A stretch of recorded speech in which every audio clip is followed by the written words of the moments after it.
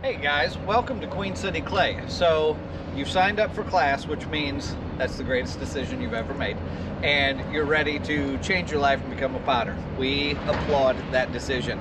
I want you to feel comfortable in the space immediately for even your first class. So I want to take you through just the things you're going to encounter the first time you get to the building. This is our parking lot, and we are right across from Cohen Recycling. And we have parking signs on the side of our garage right here, so you know how to enter the main parking lot. Any of these spaces are open to you, and if you have a handicap sticker on your car, there are a couple spaces right by our main studio entrance back there just for you. All right, occasionally we have cones out here that block off some of the spaces, and that just means we're getting a clay delivery or something and need those spaces available for the truck to come in. But other than that, anything in here is open to you. Sometimes we get real busy and this is all full. And if you ever encounter that, Matlock Electric right over there has parking spaces they said we could use anytime. And just on the other side of them is a street called Orchard, and that has on-street parking on both sides. So you can always feel free to use those. If we have an event, you will notice that we will have event signs out there so that you can see alternative parking, and most of the time that's at Cohen Recycling right across the street. All right, so let's head to the back door so you see where to go in.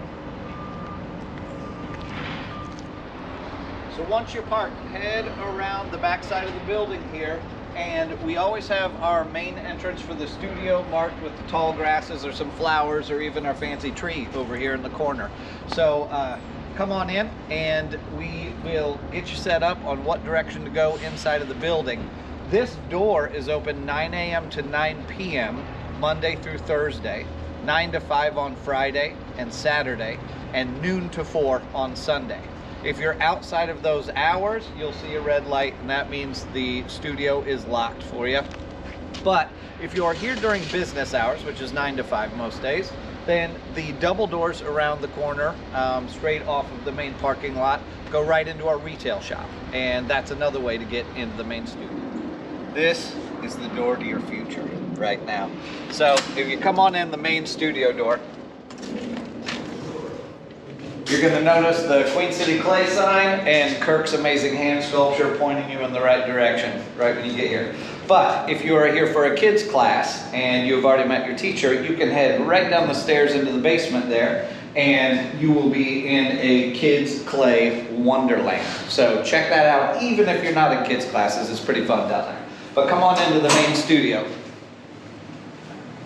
When you get in here for your first night, you probably want to get on the clay throne, snap a selfie, and then go ahead and make sure you're connected to Queen City Clay's Instagram account and Facebook, because that is also where we update closing schedules, holiday programs, all of the announcements that we need to make. We put them on our website, but it's much faster on social media, so that'll help you stay informed, all right? Then you want to decide where you're heading in here. This is all studio rental spaces, and so there should be friendly people working all the way along this aisle, and they will answer any questions you have. But if you're in a wheel class, you can come this way, and you've got the main wheel set up right in here. Now there's a lot of wheels, and so it might be multiple classes going at the same time, but we will have teachers floating around to make sure we get you to the right spot immediately. Also, if you're in a hand building program or a sculpture program, you can head to the other side of the studio, and you will most likely be positioned over there, all right? Again, there will be teachers ready to introduce themselves and help you find your seat, but that's the basic breakdown of the studio.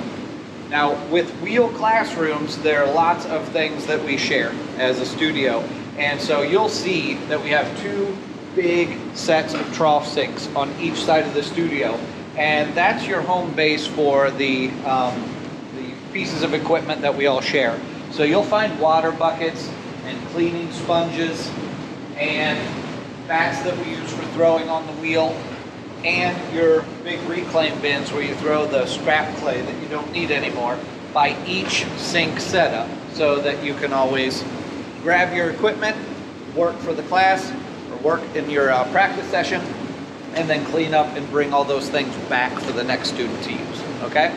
Then if you head this way, we will look at the next part of the studio.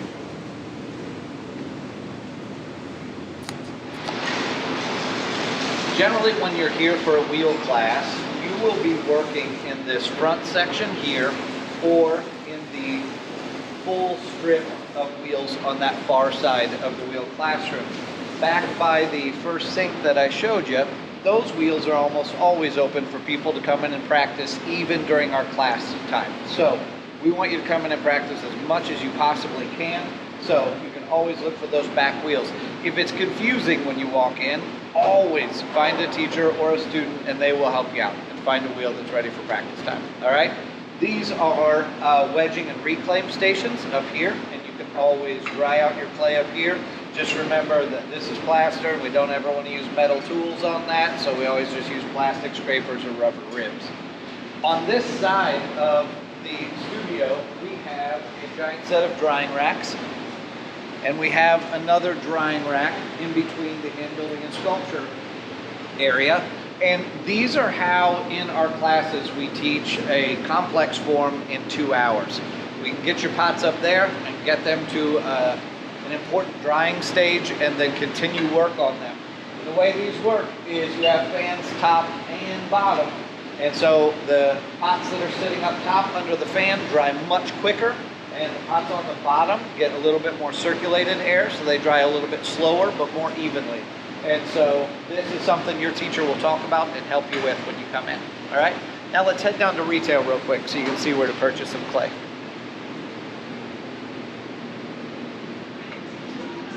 Connected to our main studio is the retail shop, and it's just an education extension down here, which is pretty cool because the whole staff down here is ready to talk you through anything so that you feel like you're informed.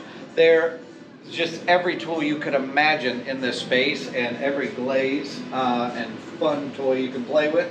And they're different levels too. So there's a section for beginners, and then you can get into more advanced, complicated tools, but they're ready to talk you through all of that. One of my favorite features of the retail shop, though, aside from looking at the brand new equipment and everything that's in here, is the clay wall. And the clay wall is such a great tool because it shows you every clay we sell fired to all the different temperatures. So you can see how it shrinks in the firing process, what it feels like, and what it looks like at each stage. And as you go through your clay progression, you're going to start to get picky about the clays you use, and so this helps a lot. And then if you are unsure, you could always peek in here, because that one right there, Hillary, who runs this shop, will help you out with your decision making, and her staff is amazing. So you got that down here, plus a whole bunch of ideas on forms you might want to make and things that you can possibly purchase from the gift shop. All right, so if you are here during open hours, you will realize that connected to that parking lot we started in are these two glass doors, and you can always enter through here, come through the retail shop, and up the steps into the main studio for class as well. All right.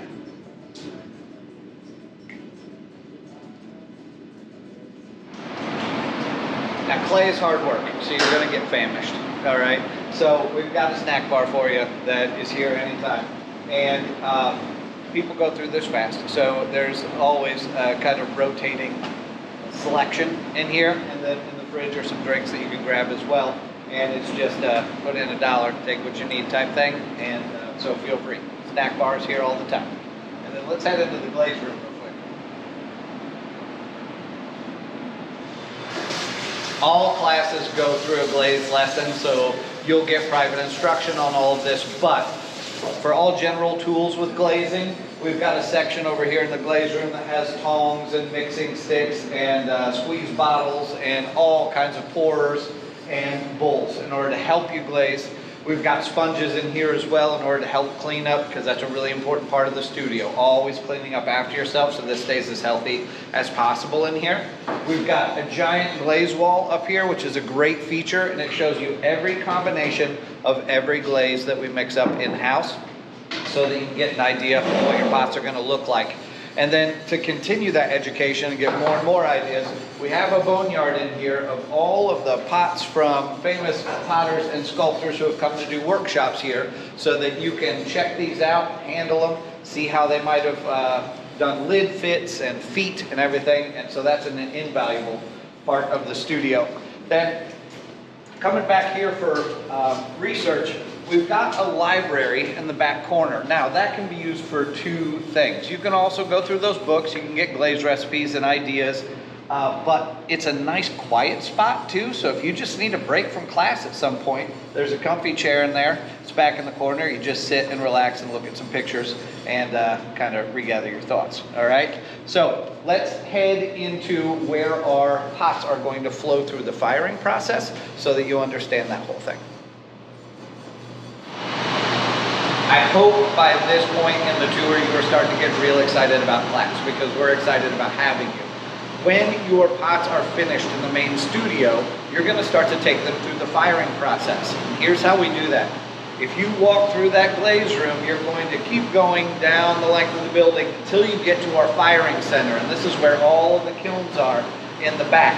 And there will be some rolling carts with tape on them that say cone 04 bisque only. These are your class carts where you will put your pot when it's ready to be fired. You will have your name on the bottom of it, and you will have your class number, which your teacher will go through with you. And so this one has 614 on it and the student's name and date. And then once it's up here, they will find their class number on one of these clipboards, and their name will be on there. And every time they put a pot up, they put a hash mark on there. You get 25 pots all the way through the process included in your class. So once it's up here, it'll end up going into one of those kilns and being bisque fired. And that's when your greenware clay turns into ceramic material. At that point, you can't break it up and throw it back in our reclaim bins. It'll never break down to wet clay again, so it's ready for glazing. One of our favorite parts of the entire studio is the open kitchen. So just past the class bisque carts that I showed you is the open kitchen, and it is set here for staff and students alike to use. So we've got a microwave and oven and a ice cold water tower here with filtered water in it. And this can be a gathering place, so if you just want to hang out and meet other students and have lunch together, you can do that here. Sometimes we have meetings out here, and if you want to come in and ask a quick question, that's okay. It's just, this is here for everybody to share and for us to get together as a community, all right?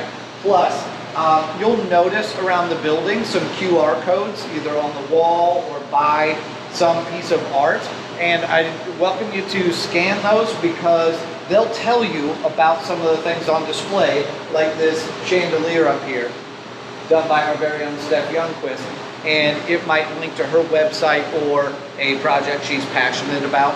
The backsplash done by one of our artists in residence, Holly Barrett. Those pieces are all over the building, so even the building is a piece of art and something for you to explore.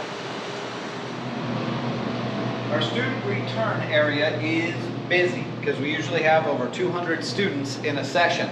So what you'll do is you'll come in here and you will find your class number. So this is 601 alternative firing. So everyone in alternative firing class will find their bisque fired pots or glaze fired pots on their shelves, and they can grab them and take them through the next part of the process. This, again, like the boneyard and the library, is a great place to get ideas.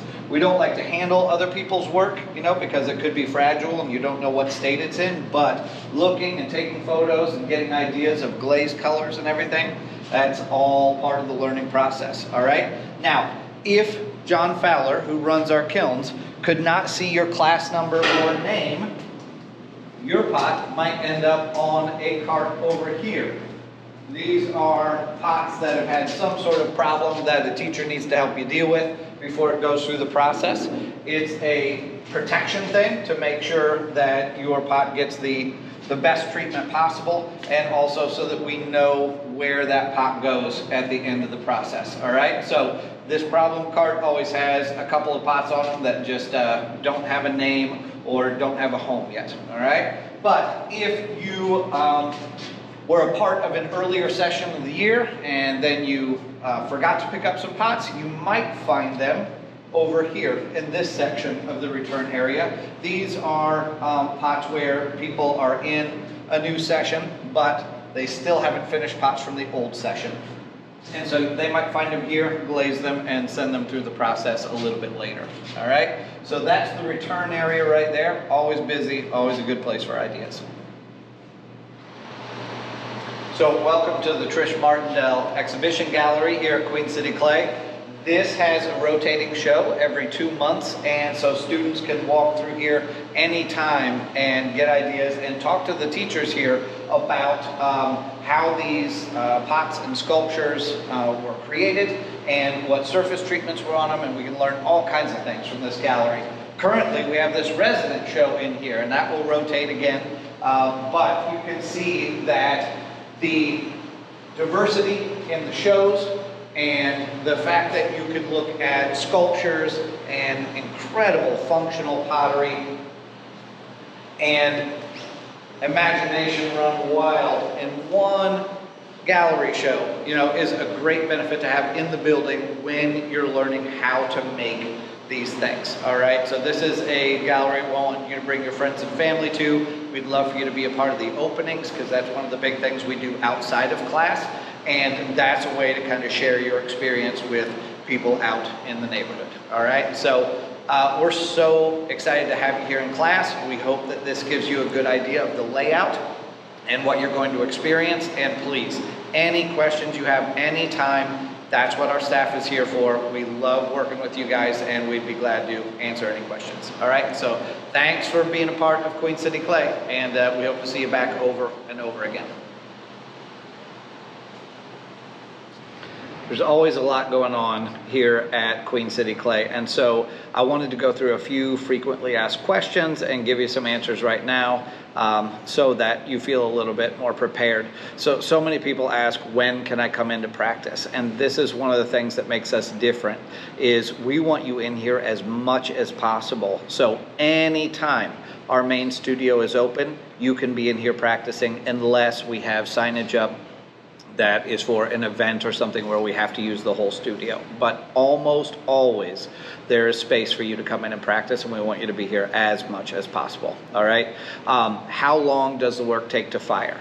Well, John is usually processing over 1,000 pots a week, and so it's a lot. And we generally say that we want you to give us 2 weeks to fire a pot in a session before asking about it. You know, there's a lot going through the kilns, so 2 weeks is a nice broad time frame there. If you can't get here during our normal retail hours in order to get clay or a tool that you need for class, you can always call the retail shop and tell them what you need, pay over the phone, and they will put that on your shelf so it's ready for class the next time you come in. And that's open to you anytime you need. If you are in, say, an intro to wheel class and you know you're going to miss your class night, you can always check to see when we're offering other intro classes, because we do multiples a week, and jump into one of the extra ones. We just like the teacher to know if you're going to be switching up a little bit. And our education director, John Steen, is always available to help out with that transition and let you know what classes might be a good fit for what you would be missing. All right.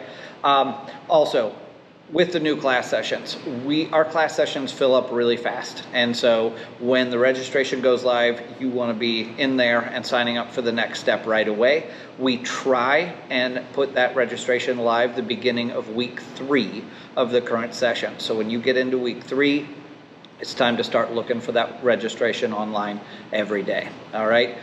Final question we get a lot is like, how is Ben Clark that good looking? And no one knows, honestly. It's just the way I was born, and we all just deal with it. You know, we all have a cross to bear. So thanks for being a part of the shop again, and get in here and practice. Remember what I said, as much as you can.